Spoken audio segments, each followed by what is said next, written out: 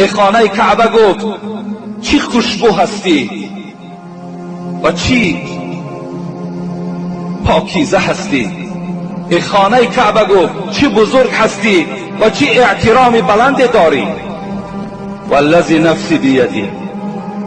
یکی بسوی خانه کعبه حبیب خدا چی گفتن؟ قسم بر آن خدایی که جان محمد در دست اوست، حرمت المؤمن عند الله اعظم منک. یک حرمت مرده که مسلمانه که بیچاره هیچی ندارد، فقط نمازخوان است، قسم به خدا گفت در نزد پروردگار از تو در کعبه حرمت یک مسلمان بلند است.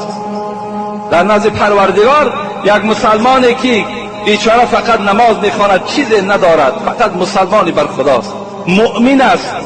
حبیب خدا گفتن از خانه کعبه از تو دیده احترام همین مؤمن در نزد پروردگار بلند.